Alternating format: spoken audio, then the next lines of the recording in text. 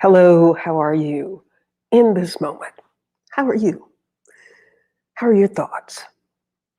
Being optimistic about the moment, not tonight or tomorrow or later today, but are you optimistic in this moment?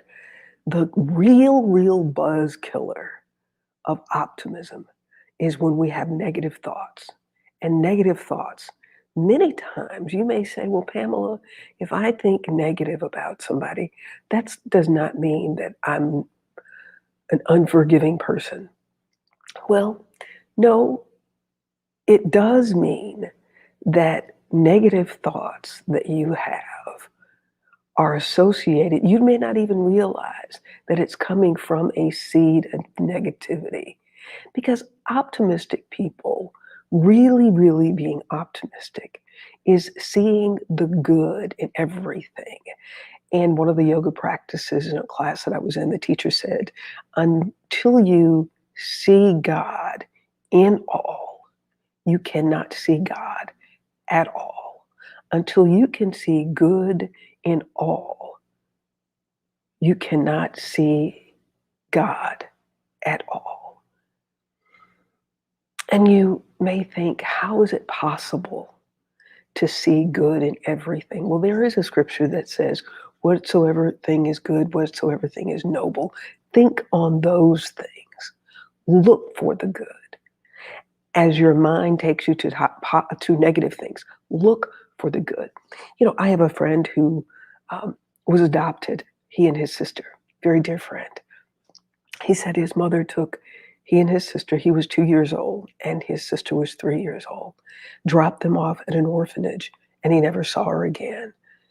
And it was very difficult for his sister to grapple with why their mother did what she did. And I asked him, I said, well, did you ever have a desire to go find her? And he said, no. And I said, why? He said, because I finally decided the reason that she took me there is she didn't want me. It's like, what? It's just simple as that. She didn't want me. Now imagine accepting other people's behavior as just that's what they wanted to do. But how am I going to allow that to impact the rest of my life, the rest of the moments of my life? And when I think about things that happen, the stories that we have been told over and over again in the Bible, the Hebrew boys who were being thrown into the fiery furnace. The fire was so hot when the guard opened the door to put them in, it burned him. The optimism of the Hebrew boys, one that said, if my God doesn't deliver me, it's not because he can't. The moments that I'm in may be really tough, but that has absolutely nothing to do with my belief, my faith, that I serve a power that will preserve it and keep me. And before it was over, they put 3 in the fiery furnace, and they looked around and there was a 4th one. And that was Christ that was there to save them. Job was sick so long his flesh fell from his bone. Wife, cattle, and children, everything he had was gone. His wife even said to him, why don't you just curse God and die? Job said, no. And we know what the end of his story was. Everything was brought back to him many more times than what he had before the test, before the trial, before the tribulation. It is a test. Are we going to stay focused? Are we going to look for the good? Even though the clouds of worry and stress and anxiety looms, it does not mean that the sun is not shining. Just be still. The peace practice is being still. And before long, the winds of the one who gave us the assignment will blow those clouds away, and you will visually see the sun. But even in the midst of the clouds, you can determine that the sun is still shining. Because see, it's your thoughts. Your thoughts are so powerful. And if you have to create a fabulous award-winning movie of the future about whatever the situation, whatever the circumstance is, if you must create an award-winning movie of the future, why not make it a bright one? Why not decide that it's going to be bright? Really, you can't do that. Those are your thoughts. You can choose to be optimistic, or you can choose to be pessimistic. Isn't that amazing when you think about it? It is simply my thoughts and how my thoughts are going to impact how I feel. Here's another just incredible reason to be optimistic instead of pessimistic.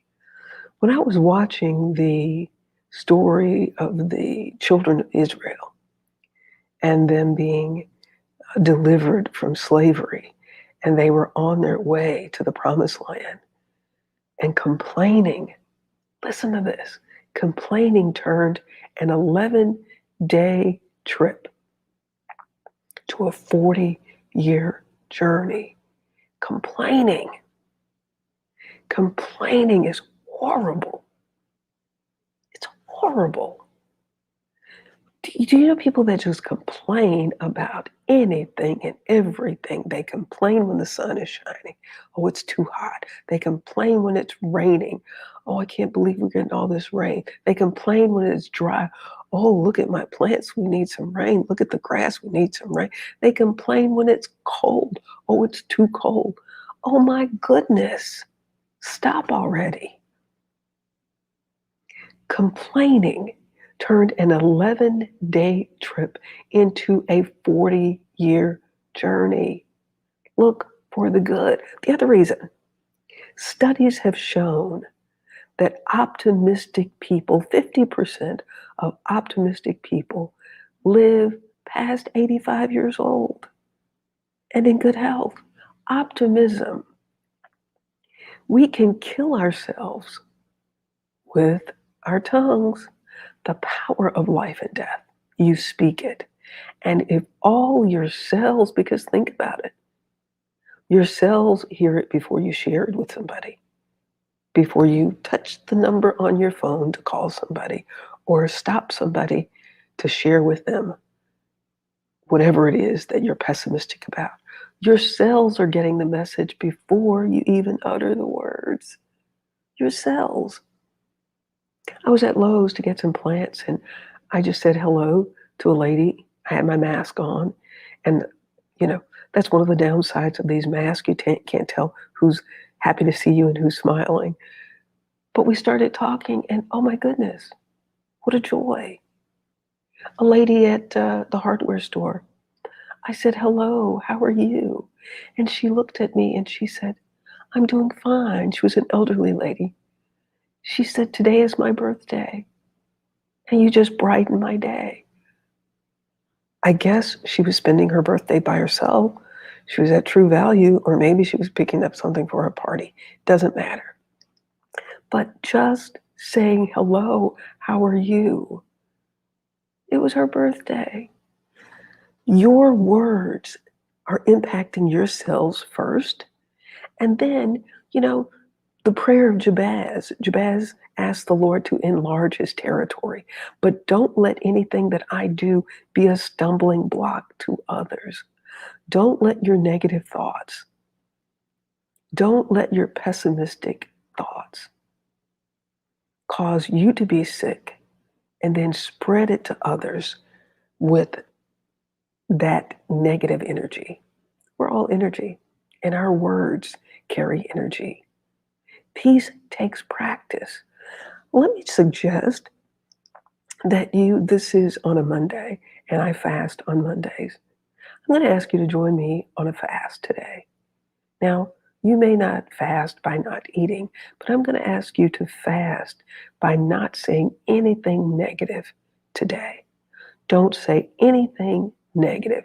Now, the negative thoughts may pop up, but I'm going to ask you to find your favorite quote or scripture, or just say this one. I am whole. I am powerful. I am strong. I am loving. I am harmonious. And I am happy. I am strong. You may not remember anything except I'm harmonious, I'm happy. Anytime a negative thought pops into your mind, just remind yourself, I'm harmonious and I'm happy. Just keep saying it because the thoughts are going to come. Because peace takes practice. Just as whoever your favorite athlete is, or singer, or business person, it takes practice. We don't do enough peace practicing. Peace takes practice. Don't let pessimism steal your moments. And unforgiveness is the buzz killer of pessimism, is the buzz killer of optimism. Unforgiveness is the buzz killer for optimism. Thank you for joining us for this moment on healing, peace, healing through forgiveness. Peace and healing through forgiveness. We must go through the process of forgiving and letting go. We'll see you next time. I'm Pamela Marshall at the Wellness Radio TV and at the Wellness Radio TV podcast. Remember, there is healing at the well. I'm harmonious and I am happy.